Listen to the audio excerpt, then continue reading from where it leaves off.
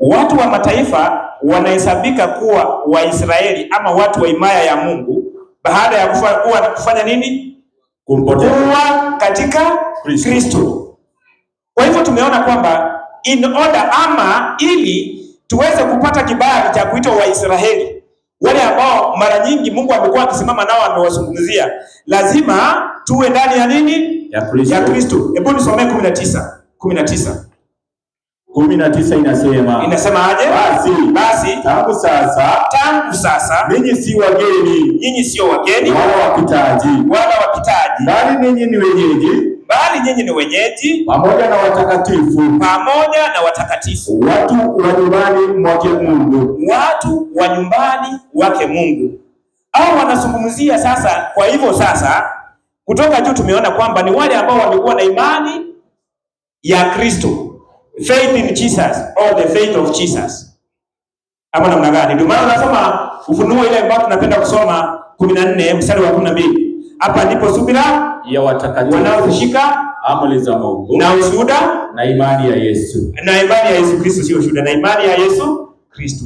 Sasa na sisi ili tuweze sasa kuwa Waisraeli, lazima tuwe na imani katika Kristo. Hebu tusome Wafilipi 3 mstari wake ni wa 3.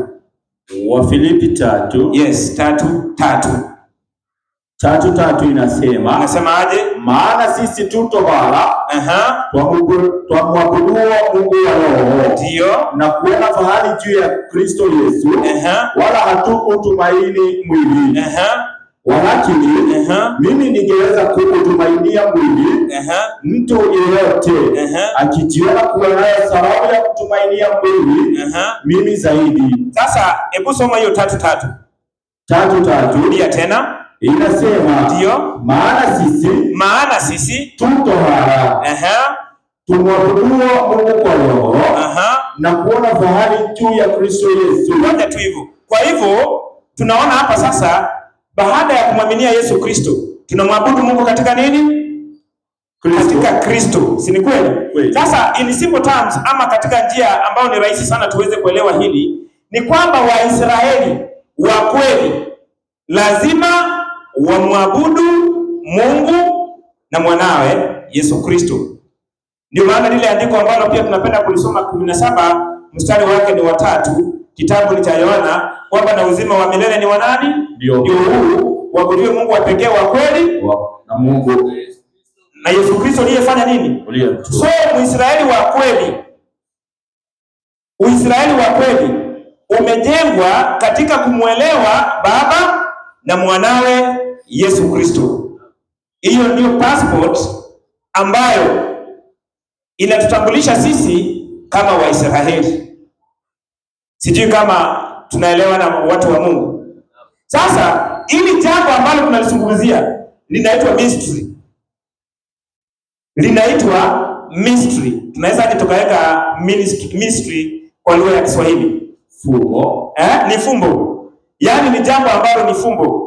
Sasa hebu tusome Waefeso hiyo 3 vile tulisoma, tuteremke mpaka 6 ili tuelewe. Waefeso 3 tusome kuteremka mpaka tufike 6. Ya kwamba kwa kufunuliwa nalijulishwa siri hiyo, kama nilivyotangulia kuandika kwa maneno machache, na hayo uyasomapo ndio mtaweza kuutakuwa ufahamu wangu katika siri yake Kristo. Siri hiyo haikujulishwa wanadamu katika vizazi vingine, kama walivyofunuliwa mitume wake watakatifu na manabii zamani hizi katika roho, ya kwamba mataifa ni warithi pamoja nasi, wa urithi mmoja na wa mwili mmoja, na washiriki pamoja nasi wa ahadi yake iliyo katika Kristo Yesu, kwa njia ya Injili. Injili hiyo niko sawa. Sasa uachi hapo. Kwa hivyo tumeona hapo siri. Paulo ndiye anafanya nini? Wewe unapoangalia hayo maneno Paulo anazungumzia watu gani? Anajaribu kuongelea mystery ya Mungu ama fumbo. Umesema nini? Inasema hivi. Tumesema nini mystery inaitaje? Fumbo. Sasa anaelezea fumbo ambalo ni jambo ambalo kwa mtazamo wa kawaida lilikuwa jambo gumu kidogo. Na ndio maana unaelewa hata Wayahudi wenyewe sasa inapofika wakati Paulo anaanza kuhubiri Injili kwa watu wa mataifa, unafikiria nini ilikuwa hapo? Nini ilikuwa hapo? Halo? Happy Sabbath. Wakati Paulo anahubiria watu wa mataifa, ni shida gani alikumbana nayo? Yaani ili jambo limekuwa geni kwa Wayahudi wenyewe. Maana katika kule hakukuwa na kitu ambacho ingewafanya watangamane pamoja. Ndio maana unaenda wakati mwingine na Petero, wanaenda kuhubiri na Paulo, Petero anajifanya pengine anajifanya kwamba hataki kunini na watu wa mataifa. Ndio unaona ile vision mwalimu King James inaelezea. Inasemaje? Inaeleweka vizuri. Naam. Inasema hivi. Ndio. How that by revelation he made known unto me the mystery. Mungu anafunulia Paulo as I wrote afore in few words. Whereby when you read you may understand my knowledge in the mystery of Christ. Yes. Which in other ages was not made known unto the sons of men, as it is now revealed unto his holy apostles, yes, and prophets by the Spirit. Sawa. Kwa hivyo tunaona hapa Paulo anapoelezea maneno haya, kuna jambo ambalo tunafaa tulielewe, wana wa Mungu. Kuna upinzani uliokuwa mkali, lakini anajaribu kuelezea vile ni mystery ya Mungu na vile Mungu amefunulia na amempea ujumbe wa kupeleka ujumbe kwa watu wa mataifa. Nao pia kupitia kwa hiyo Injili waweze kufanya nini? Kuungana pamoja, wawe katika imani ya nani? Ya Mungu. Hiyo ndio mystery. Yaani jambo ambalo kwa mtazamo wa kawaida lilikuwa ni jambo halieleweki. Ndio maana unaona kwa wakati mmoja Petero inakuwa kazi ngumu kwenda kuhubiria watu wa mataifa. Mungu alimfanyia nini? Alimletea vision. Akamletea manyoka, machura, akamwambia amka ufanye nini? Yaani ujumbe Mungu alikuwa anajaribu kupea ni kufunua mawazo ya Petero aweze kuelewa kwamba ni makusudio ya Mungu, kwamba ulikuwa umefika wakati sasa Injili iende watu wa mataifa, ili nao waweze kupokea Injili, wapokee Yesu, waweze kuhesabika kuwa miongoni mwa watu wa himaya ya Mungu ama Waisraeli. Ndio maana unaposoma Matendo ya Mitume 1:6 utaona hapo, hebu sikia vile wanauliza, hebu sikia vile au wanafunzi wanauliza Yesu. 1:6 usome mpaka 8. Inasema hivi, basi walipokutanika wakamuuliza wakisema, wanauliza Yesu wakisema, je, Bwana, wakati huu ndipo unaporudishia Israeli ufalme? Wakati huu ndio unarudishia Waisraeli ufalme? Akawaambia, aje, sio kazi yenu kujua nyakati wala majira Baba aliyoweka katika mamlaka yake mwenyewe. Baba ameweka katika mamlaka yake mwenyewe. Lakini mtakapopokea nguvu, akiisha kuachilia juu yenu Roho Mtakatifu, juu yenu na utukufu, nanyi mtakuwa mashahidi wangu katika Yerusalemu na katika Uyahudi wote, ulimwengu wote, Uyahudi wote, ndio, na Samaria, na hata mwisho wa nchi. Haya, sasa wanapomuuliza Yesu, kwa hivyo walikuwa wanajua kuna wakati Yesu anarudishia ufalme wa Israeli. Sasa wanauliza, lakini walikuwa katika mawazo yao walikuwa wanafikiria kitu tofauti. Unajua ni mara nyingi tunasoma, hata unaposoma katika ile dispensation ya wanafunzi, Yesu wakiwa na wanafunzi wake, walikuwa wanafikiria kwamba Yesu atachukua uongozi, awapee vyeo. Maana unasikia wale vijana wawili wanamwambia, mmoja akae mkono wa kushoto, yani hawako wanaelewa asua nini ni mission ya Yesu ilikuwa hadi. Na sasa hapo wanamuuliza, wanataka kumuuliza, imefika wakati wa kurudia Waisraeli ni yao? Yesu anawaambia aje, mambo ya nyakati afanye nini? Anawaambia aje katika ile andiko? Si wakati wenu kujua. Sio wakati, ni nani anafaa kujua nyakati zake? Ni Mwenyezi Mungu. Sasa anawaambia mtakapopokea. Anasema nini watakapopokea nini? Inasema ndio, lakini mtapokea nguvu. Mtapokea nguvu. Sasa hiyo nguvu anawaambia watapokea ni nini ambao walikuwa wanakusudia kupokea? Roho Mtakatifu. Sasa ndiye anawaambia watahubiri Injili, waanzie wapi? Yerusalemu. Waende, si Samaria imetajwa?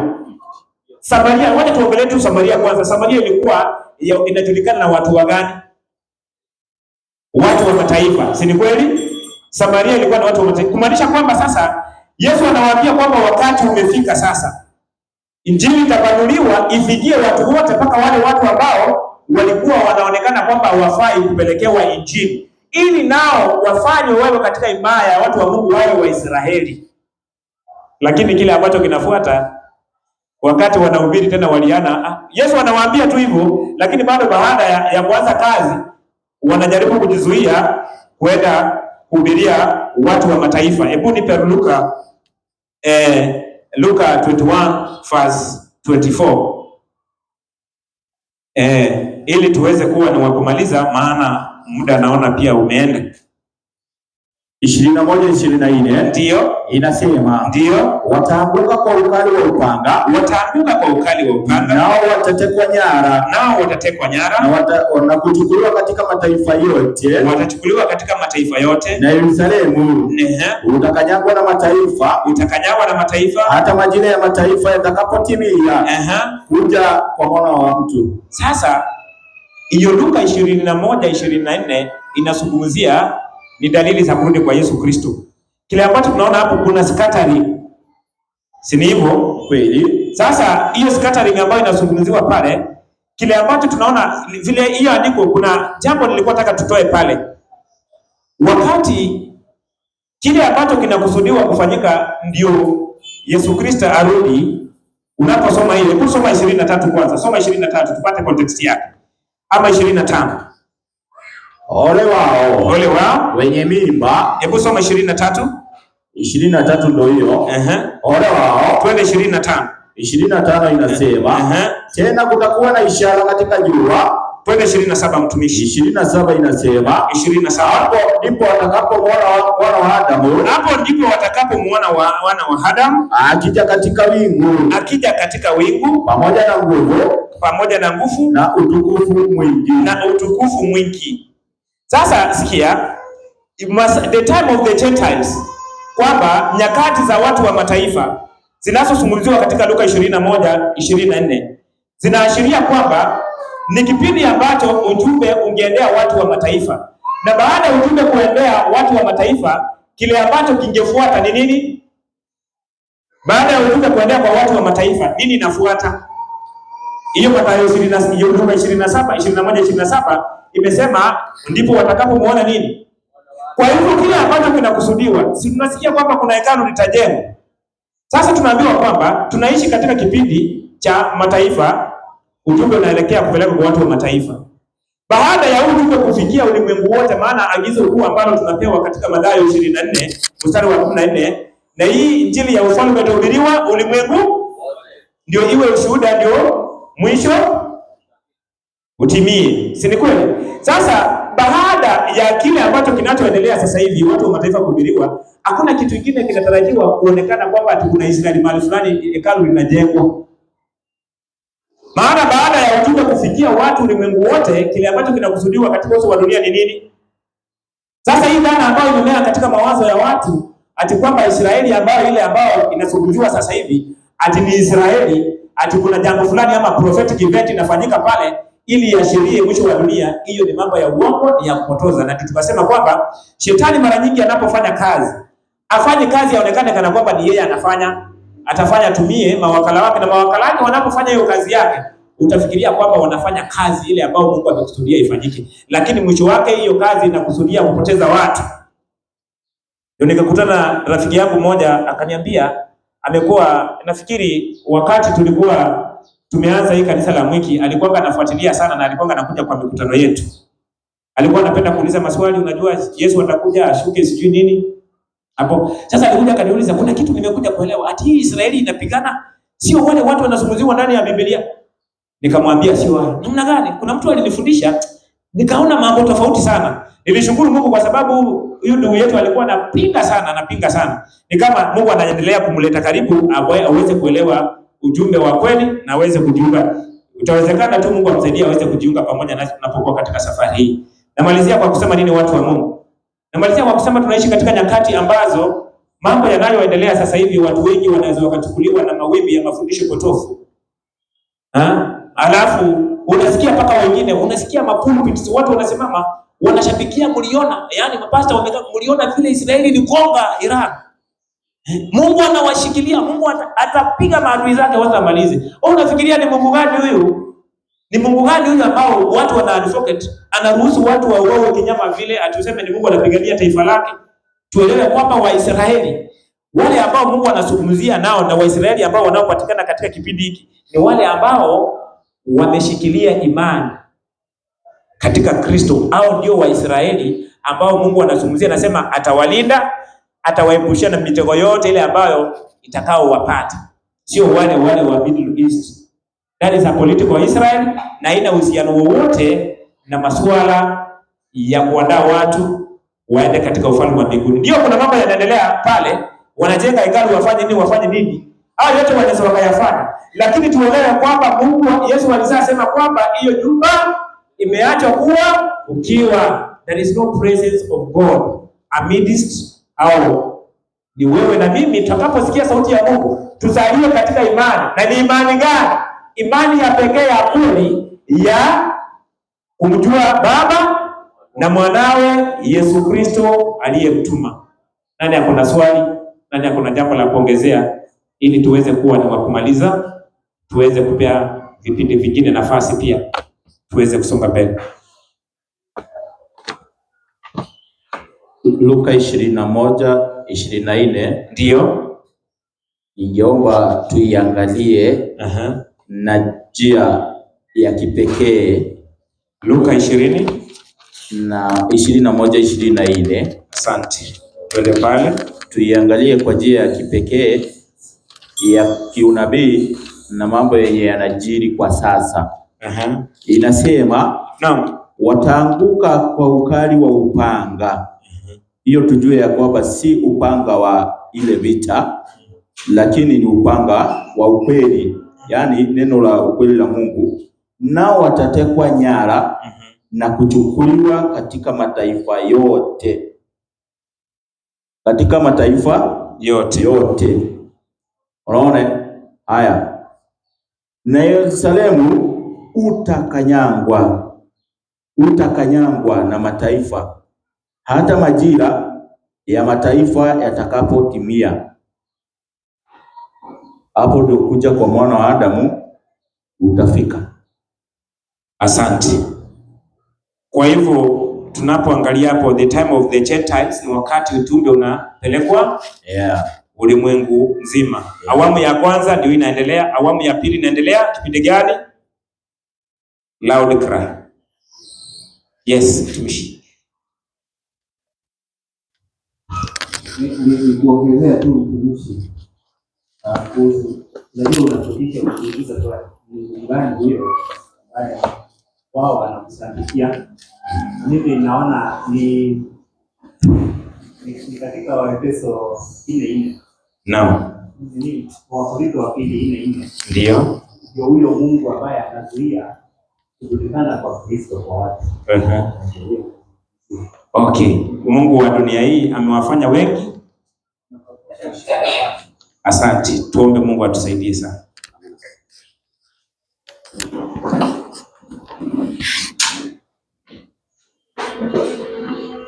Baba yetu uliye mahala patakatifu, Baba wa Bwana wetu Yesu Kristo, tumenyenyekea miguuni pako tukiomba msamaha wa dhambi. Baba yetu, tutakaze ili tuweze kutakazika na tupate kibali cha kukubalika kwa wana wako wa kweli.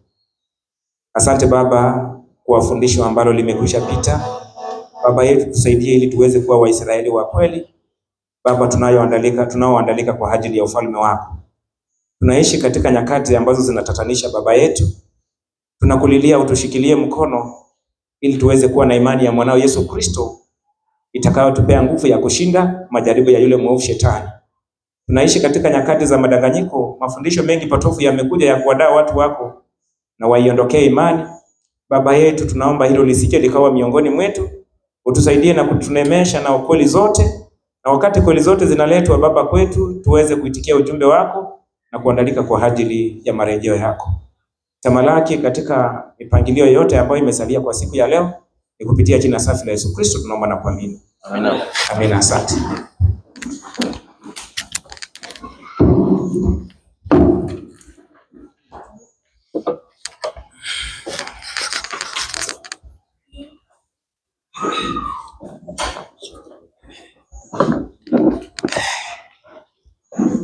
Happy Sabbath. Happy day. Tutaisimama na wimbo tuingie katika kipindi cha maombi. Na Mr. Mwangi atatuongoza. 137. Mwangi, karibu. Wimbo 137. Wimbo 137.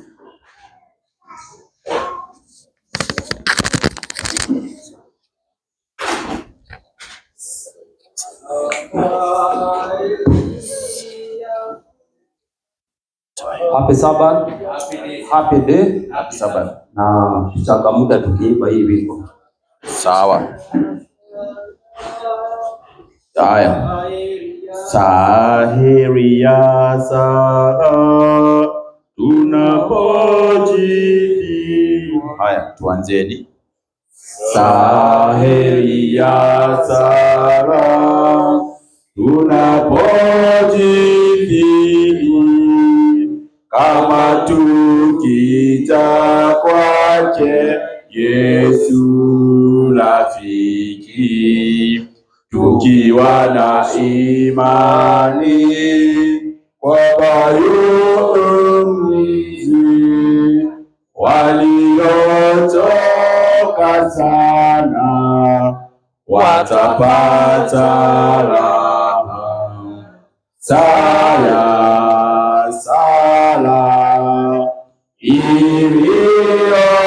iliyoeni waliochoka sana watapata raha.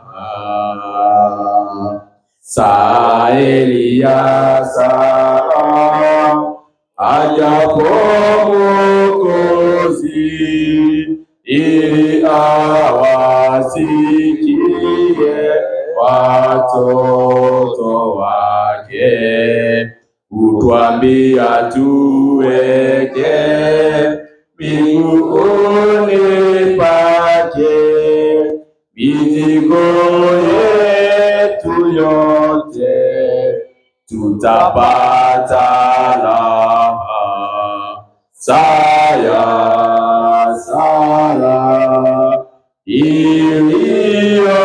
iliyoeni waliochoka sana watapata raha. Saheri ya Sara wawezapo kuja kwa Bwana Yesu wanaojaribiwa, moyo wake mpole atawarehemu. Waliochoka sana watapata raha. Sala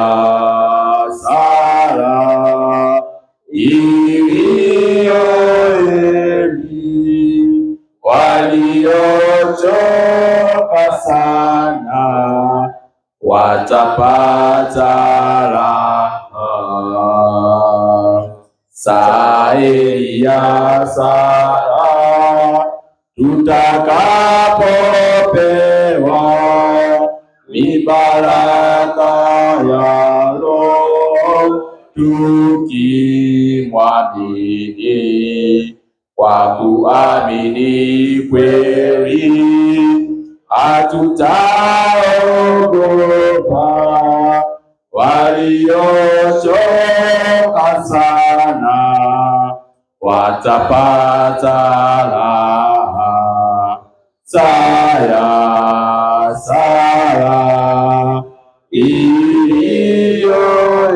iliyoeni waliochoka sana watapata raha.